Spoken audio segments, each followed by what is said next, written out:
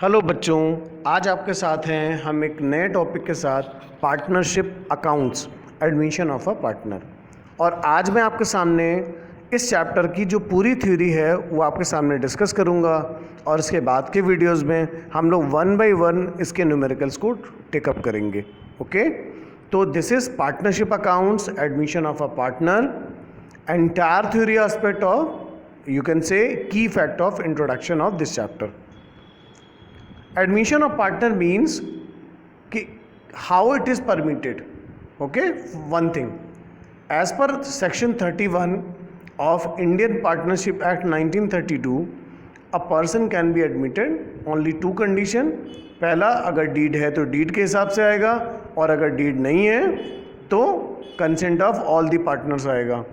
Eight the admission the new partner has right will get the right to share the profit and share the asset of the firm and will bring the amount of capital and premium for the goodwill.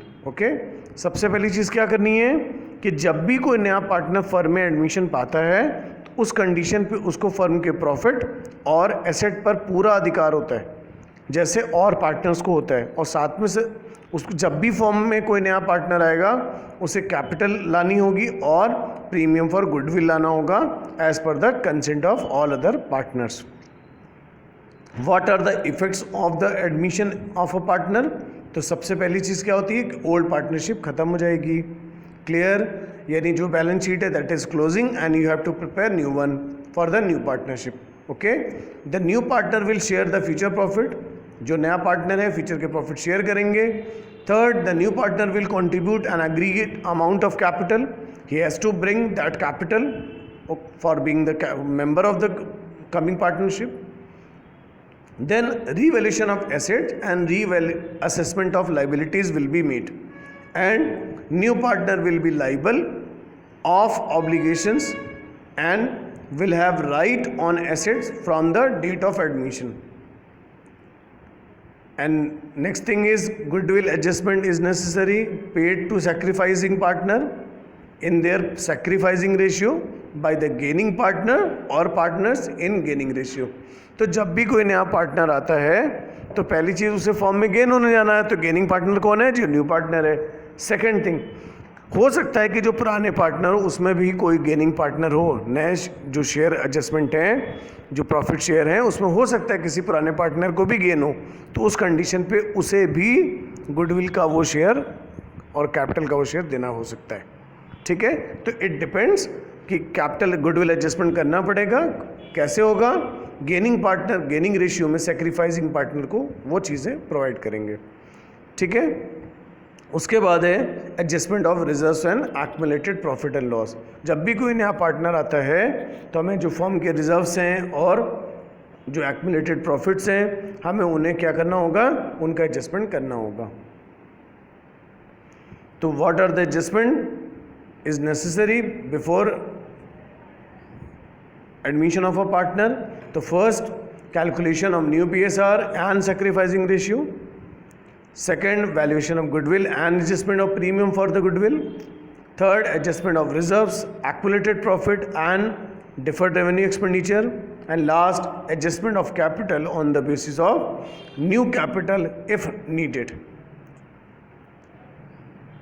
Necessary accounts, यानी admission के समय कौन कौन से account बनने होंगे? सबसे पहले रिवैल्यूएशन अकाउंट, इसी को पीएल एडजस्टमेंट अकाउंट भी बोलते हैं हम लोग। सेकंड, पार्टनर्स कैपिटल अकाउंट बनाना पड़ेगा हमें।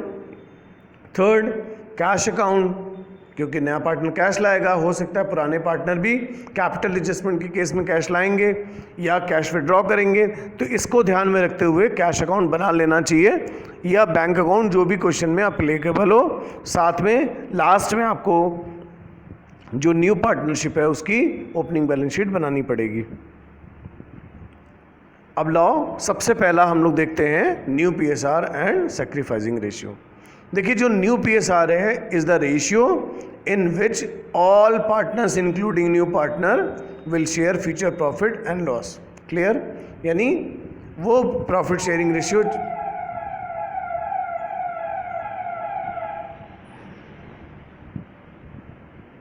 न्यू पीएसआर वो रेशियो है जिसपे नया पार्टनर और पुराने सभी पार्टनर का मिलाकर वो शेयर बनेगा।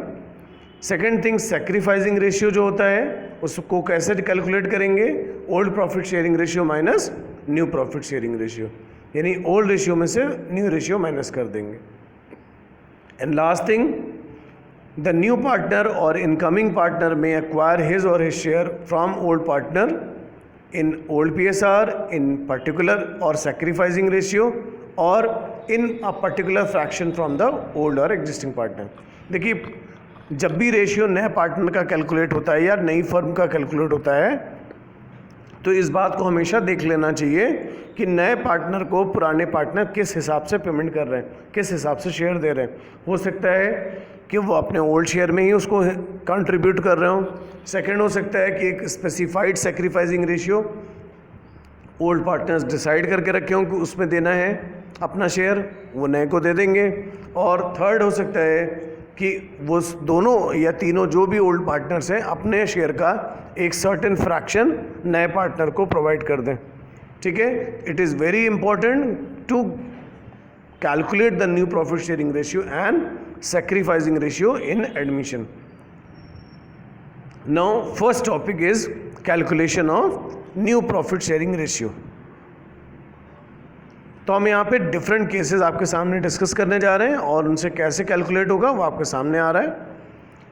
सबसे पहला केस है when new partner acquire his share from old partner in old PSR, और केस नंबर 1 है when profit share of new partner is given but the sacrificing made by old partner are not given. Okay, now we will deal second case when share of new partner is given and new PSR of old partner is also given.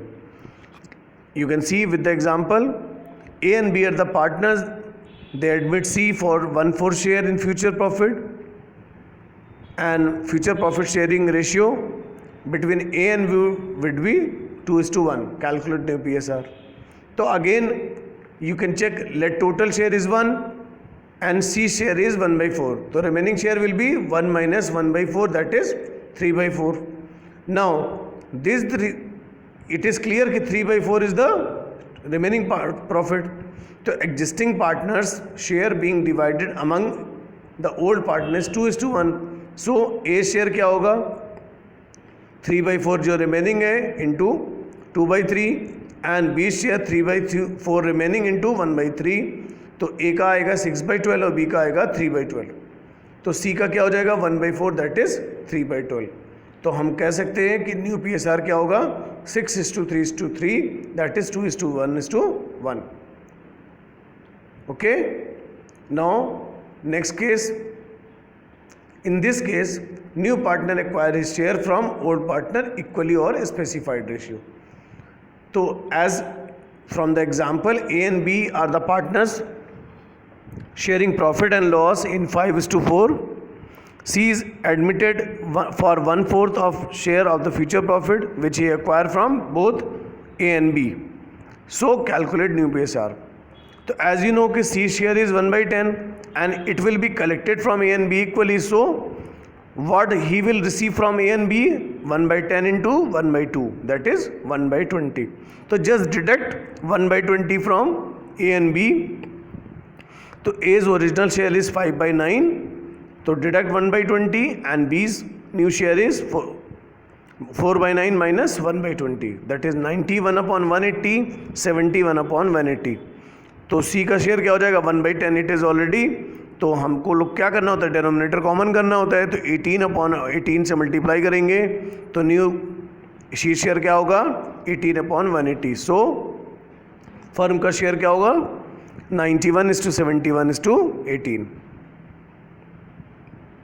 Now, when new partner acquire his share in a particular fraction from old partner, it is very important, very carefully you should learn this topic.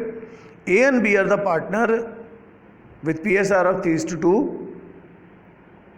A surrenders 1/5 of his share and B surrenders 2/5 of his share in favor of C. तो new partner का share क्या होगा, या firm का PSR क्या हुआ देख लें। तो ए का सरेंडर क्या है, 3/5 उसका शेयर था, 1/5 अपना वो शेयर इट सरेंडर कर रहा है, that is 3/25।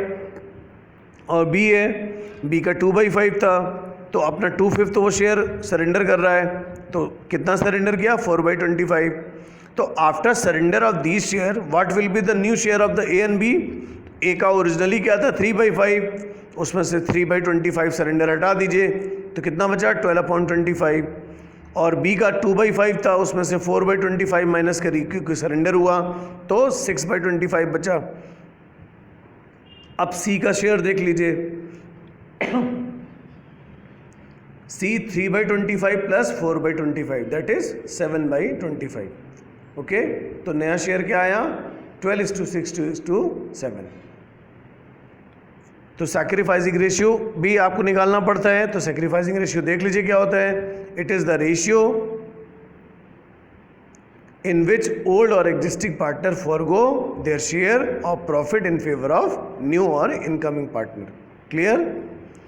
This ratio is calculated to determine the amount of compensation by way of goodwill that new partner will to sacrificing partner for the share of profit sacrificed by them.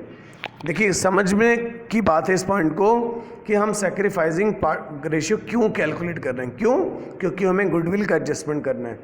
जब old partner एक certain ratio में sacrifice कर रहा है नए के लिए तो नए पार्टनर को क्या करना होगा, एक सर्टेन अमाउंट सैक्रिफाइसिंग पार्टनर को देनी होगी। For what purpose, for the goodwill purpose. तो and it will be given by sacrificing partner in their sacrificing ratio. Okay, so sacrificing ratio is very necessary to calculate in admission, and formula of sacrificing ratio is old PSR minus new PSR. Clear? और अगर आप चाहें gaining ratio निकालना हो तो इसका just opposite होता है। कभी कभी कुछ पार्टनर गेन कर जाते हैं तो हम लोग सबसे पहला एडमिशन समझाते हैं कि सैक्रिफाइसिंग रेशियो आप कैलकुलेट करें, अगर वो पॉजिटिव आया है तो सेक्रीफाइस है, अगर निगेटिव है तो उस पार्टनर को गेन हुआ है। और ये ध्यान रखना होगा कि हर गेनिंग पार्टनर को सेक्रीफाइसिंग पार्टनर को शेयर देना पड़ेगा गेनिंग रेशियो में। Clear? Now next thing is valuation of goodwill and adjustment of goodwill. Premium for goodwill paid by privately first case. Second, premium for goodwill is brought in cash और cheque by the new partner and retain in business. देखिए different cases हैं, तो अगर privately goodwill payment हो रही तो case number 1, अगर वो कैश और चेक में दिया जा रहा है और बिजनेस में रिटेन रहेगा case number 2। Premium for goodwill is brought in cash और cheque by new partner and withdrawn by sacrificing partner fully और पार्टली एज दे विश, तो ये अलग केस होगा। गुडविल ब्रॉट इन काइंड ये अलग केस होगा। और premium for goodwill is not brought in full और part by the new partner. तो 5 केसेस हैं और इनके लिए जर्नल एंट्री डिफरेंट केसेस के लिए आपको दी है। तो केस नंबर 1 देख लीजिए,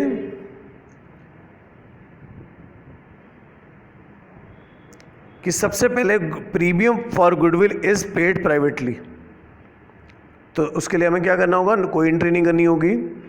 premium for goodwill in kind, तो जो भी काइंड आया है एसेट है तो asset account debit to premium for goodwill. Premium for goodwill brought in cash, तो cash account debit to premium for goodwill. Distribution of premium of goodwill, तो old sacrificing partner से लेंगे, तो premium for goodwill debit to sacrificing partners capital account या current account जैसा case हो। 5th case, distribution of premium for goodwill if only part of share of goodwill is brought in cash, तो premium for goodwill जो लेके आए हैं वो debit, और फिर अगर जो नहीं लाए हैं हिस्सा वो करंट अकाउंट से चार्ज होगा कैपिटल से, तो new partners current account debit to sacrificing partners capital account. उसके बाद है distribution of premium for goodwill if goodwill is not brought in cash, तो new partners capital account debit to sacrificing partners capital account, but it should be charge by the partners capital account और current account, it depends upon the question. फिर है withdraw of goodwill bye sacrificing partner, तो sacrificing partner current account or capital account debit to cash account. And the last if goodwill already appear in the balance sheet तो old partners capital account debit to goodwill account, ये general entry होगी। Clear? कभी कभी आता है कि hidden goodwill का case भी होता है, तो जब हिडन गुडविल का केस होता है हम लोग को करना क्या चाहिए, स्टेप फॉलो करना चाहिए जो मैं आपके सामने रख रहा हूँ कि पहला काम है कि आप closing capital of old partner निकालिए, कैपिटल अकाउंट बना लीजिए और क्लोजिंग कैपिटल कैलकुलेट करिए। उसके बाद जितने भी ओल्ड कैपिटल है उनको ऐड कर लीजिए, ऐड कर लिया। अब आपको करना क्या है कि टोटल कैपिटल ऑफ फर्म निकालना है, तो कैसे निकलेगा, new partners capital account into reciprocal of share. मान लीजिए कि नया पार्टनर 1/5 के लिए 50,000 लेके आया है, तो आपको क्या करना चाहिए, 50,000 उसकी कैपिटल इनटू रेसिप्रोकल, मतलब 1/5 था, आप उसको रिवर्स कर दीजिए, 5/1 कर दीजिए, यानी कितनी कैपिटल हो जाएगी फर्म की, 2,50,000 हो जाएगी। इन्होंने एग्जांपल दिया है 20,000 लाया था 1/5 के लिए, तो उसको रिवर्स कर दीजिए 5/1 तो 1 लाख हो जाएगा। और फिर गुडविल निकाल लीजिए, तो total capital of the firm minus combined capital. जब कंबाइंड कैपिटल निकालते हैं तो हमेशा ध्यान रखते हैं कि old partners capital plus new partners capital add कर लीजिए। दूसरा, न्यू पार्टनर के हिसाब से ओल्ड कैपिटल क्या होनी चाहिए, दोनों कैपिटल माइनस कर दीजिए, वही हिडन गुडविल होती है। ठीक है, और इस मेथड को हम लोग इन्फर्ड मेथड ऑफ गुडविल भी कहते हैं। क्लियर?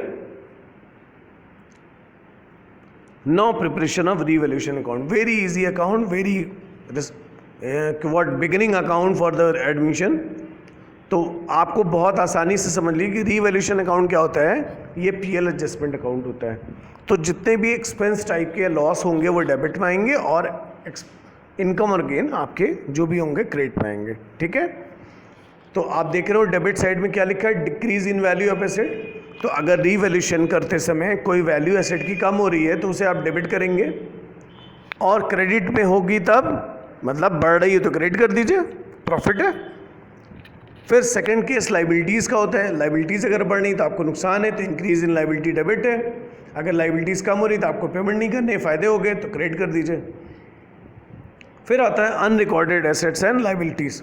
देखिए अनरिकॉर्डेड लाइबिलिटीज़ मीन अभी तक वो लाइबिलिटी क्या थी, जीरो थी, अब लाइबिलिटी आपकी बढ़ गई यानी इंक्रीज़ है, तो इंक्रीज ऑफ लाइबिलिटी क्या करते हैं हम लोग, डेबिट करते हैं, डेबिट कर दीजिए।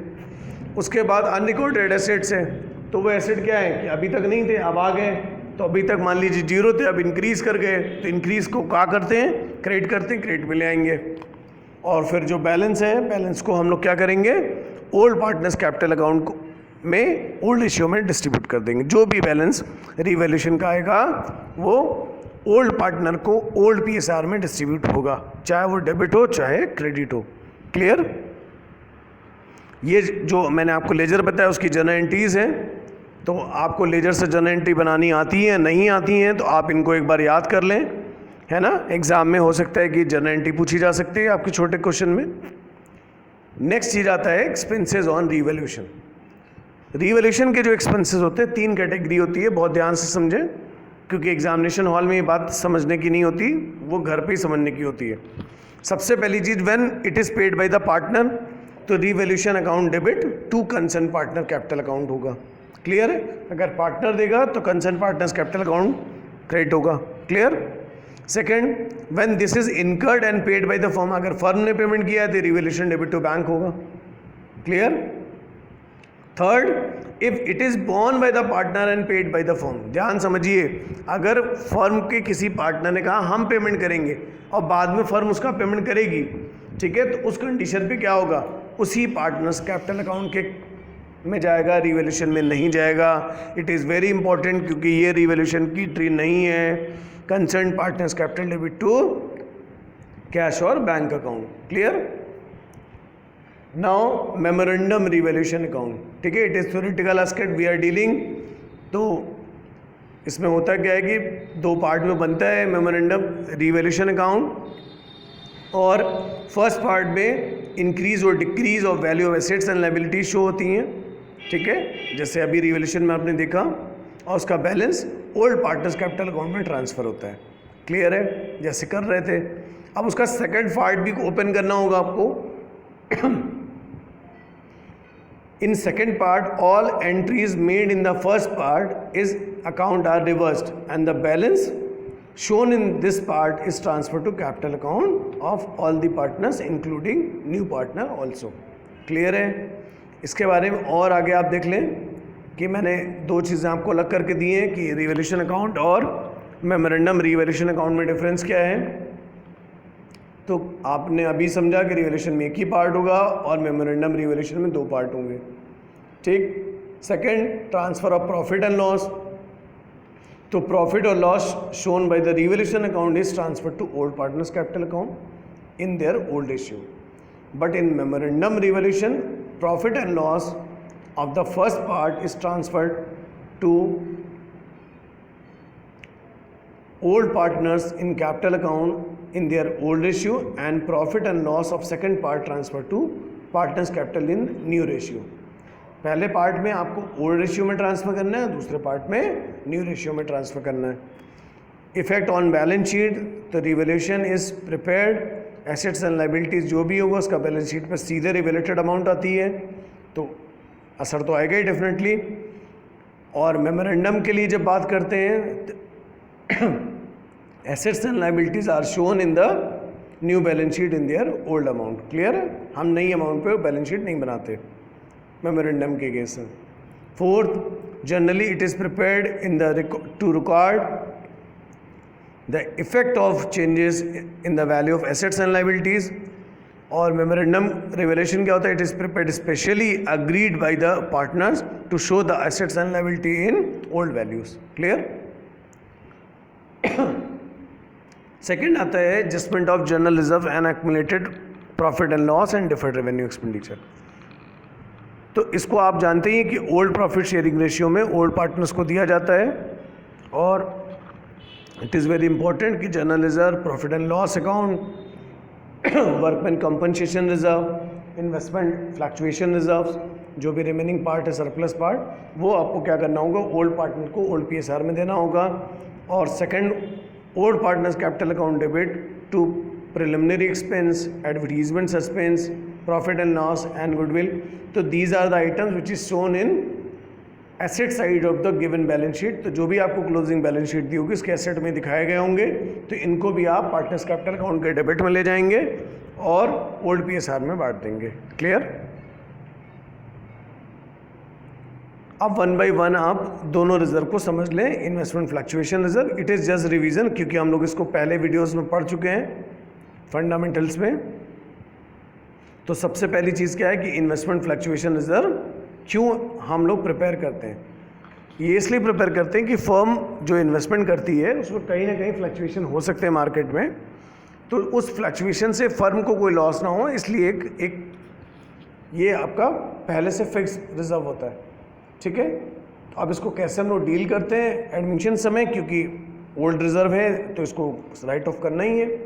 पहला, when book value and the market value of the same, यानी जो भी इन्वेस्टमेंट आपने किया था वो इन्वेस्टमेंट आपको उतने रुपए में ही वापस आ गया.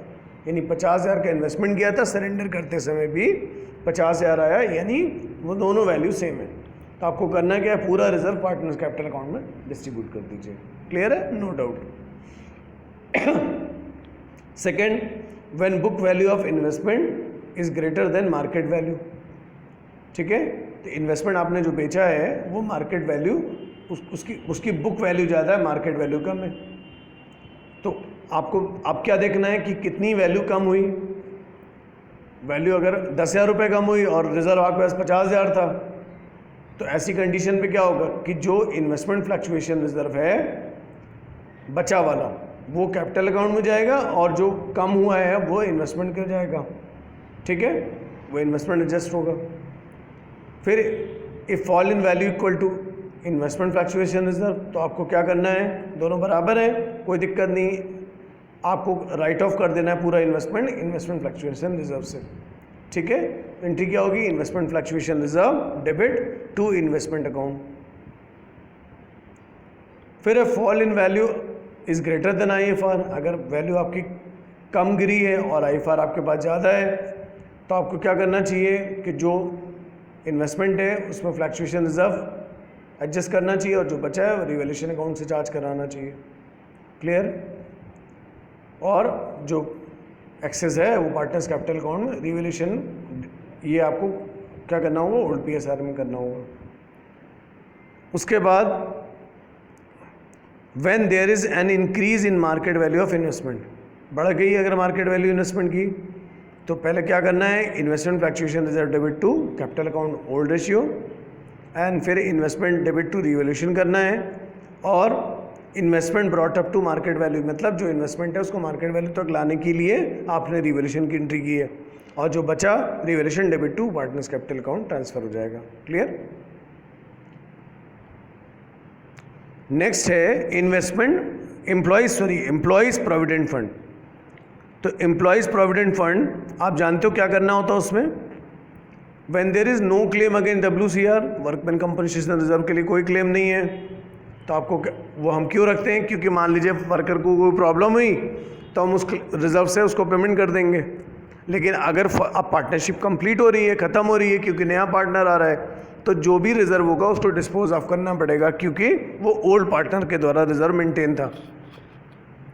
तो सबसे पहले हम देखेंगे क्या कोई क्लेम है, अगर नहीं है क्लेम तो पूरा पैसा पार्टनर कैपिटल में ट्रांसफ़र होगा। ठीक है, एंट्री क्या होगी, workman compensation reserve debit to partners capital account. अगर when claim for WCR exist, तो हमको अब चेक करना पड़ेगा क्लेम कितना है और रिजर्व कितना है। तो when estimated claim is equal to reserve, तो कोई दिक्कत नहीं। ठीक है, रिजर्व जो भी है WCR डेबिट टू क्लेम कर देंगे, प्रोविजन फॉर क्लेम। सेकेंड, अगर एस्टिमेटेड क्लेम कम है और रिजर्व ज़्यादा है, तो जो रिजर्व जो क्लेम है उतना तो हम देंगे, जो बचा है कैपिटल अकाउंट में ट्रांसफ़र होगा ओल्ड रेशियो में। Third, when estimated claim is more than WCR, तो भाई कोई दिक्कत ही नहीं, workman compensation reserve debit to revaluation debit to provision for workman compensation claim. ठीक है, क्लेम जो देंगे, जो पैसे बचेगा वो रिवैल्यूएशन अकाउंट से चार्ज करेंगे, क्योंकि पैसे कम है आपके पास। अब नेक्स्ट आता है पार्टनर्स कैपिटल अकाउंट। तो ये भी आपने फंडामेंटल में पढ़ा है, दो चीज़ें होती हैं, nature of capital is fixed और nature of capital is fluctuating. तो फिक्स्ड है तो दो अकाउंट बन रहा है आपके सामने है, partners capital account and partners current account. Clear है। और जब फ्लक्चुएटिंग नेचर होगा तो आपको यही दोनों अकाउंट मिक्स करके एक अकाउंट पार्टनर्स कैपिटल अकाउंट बनाना होगा। क्लियर है, बहुत आसान सा काम है। ठीक है, it is from the fundamental part, but if in admission जो पार्टनर्स कैपिटल अकाउंट बनेगा उसके लिए मेरी आपसे रिक्वेस्ट है कि आप इस फॉर्मेट को फॉलो करें। पहला क्या है कि आप कैपिटल अकाउंट का फॉर्मेट बनाएं। कैसे बनता है, जितने पार्टनर होंगे उतने कॉलम दोनों साइड बनेंगे। ठीक है, विथ पर्टिकुलर कॉलम। अब कैसे पोस्टिंग करेंगे, ध्यान से देखिए। सबसे पहले first for the credit side, credit side means partners capital account का क्रेडिट साइड। सबसे पहले क्या करेंगे, फर्स्ट पोस्ट ओपनिंग कैपिटल जो बैलेंस शीट में दी होगी उसको वहाँ ले आ जाइए। Second, see the liability side of the given closing balance sheet. If any reserve are accumulated profit, तो जो भी होगा मतलब profit means credit balance of PL account, उसको आप ले आइए यहाँ पर क्रेडिट साइड। फिर डेबिट साइड आइए। डेबिट साइड में कैपिटल अकाउंट में क्या आ सकता है, आपको एसेट साइड चेक करना चाहिए गिवन बैलेंस शीट का, क्या वहाँ debit balance of closing balance of PL account है, गुडविल लिखा है, एडवर्टीजमेंट सस्पेंस लिखा है, या कोई ऐसी चीज़ जो किस में आती है, डिफर्ड रेवेन्यू एक्सपेंसेस में आती है, उसको आप पार्टनर्स कैपिटल अकाउंट के डेबिट साइड में ओल्ड PSR में बांट देंगे। क्लियर। नेक्स्ट है, आपको क्या करना है, जो नया पार्टनर आया है उसकी कैपिटल लिखनी है, कहाँ पे, क्रेडिट साइड में बाय बैंक, और न्यू पार्टनर कॉलम में लिख देंगे। फिर प्रीमियम फॉर गुडविल, उसका एडजस्टमेंट करेंगे हम, जो प्रीमियम लेके आया है। और आखिरी में अगर कैपिटल एडजस्टमेंट दिया है वो करेंगे, नहीं तो हम क्या करेंगे, closing balance of capital calculate करेंगे, बैलेंस निकाल लेंगे। ठीक है, और ये बैलेंस कहाँ जाएगा, बैलेंस शीट में जाएगा। कैपिटल एडजस्टमेंट के दो तरीके होते हैं, एक तो नए पार्टनर के हिसाब से, एक पुराने पार्टनर के हिसाब से। आपको स्टेप यहाँ पे मैंने पूरा 1 बाई 1 इसीलिए क्लियर किया है कि आपको कोई प्रॉब्लम ना हो। सबसे पहले अगर न्यू पार्टनर के हिसाब से, तो सबसे पहले step 1, calculate total capital of the firm with the help of new partner. कैसे निकलेगी, new partner capital debit into reciprocal of new partner share. मान ली वही चीज़ 1/5 के लिए 50,000 लाया है, तो 50,000 इंटू 5/1 कर लीजिए, तो कितना हो जाएगा, 2.5 लाख हो जाएगा। Find new capital of each of the partner as per new PSR। तो ये जो आपकी कैपिटल आ गई, अब इसको नए PSR बांट लीजिए, एंड यही जो होगा वो कैपिटल अकाउंट का बैलेंस होगा, ठीक है। और इस बैलेंस को मेंटेन के लिए कुछ अमाउंट डेबिट में लिखनी पड़ सकती है या क्रेडिट में लिखनी पड़ सकती है। अगर डेबिट में लिखनी पड़ रही है तो ओल्ड पार्टनर वो पैसे विड्रॉ कर रहे हैं, अगर क्रेडिट में लिख रहे हैं इसका मतलब है कि ओल्ड पार्टनर वो कैपिटल ला रहे हैं अलग से, ठीक है, for maintaining that balance of capital. तो उसके लिए आपको एंट्री करनी पड़ेगी, ध्यान से देख लीजिए। If old capital is less than new capital तो cash account debit, concern partners का करंट या capital account debit to concern partners capital account. If old capital is more than new capital तो concern partners capital account debit to cash और bank account जो लाया जा रहा है, withdraw किया जा रहा है, to concern partners capital account जो अमाउंट विड्रॉ नहीं हुई। क्लियर। और अगर यही on the basis of old partner होता तो आपको क्या करना था, सबसे पहले determine the total adjusted capital of old partner.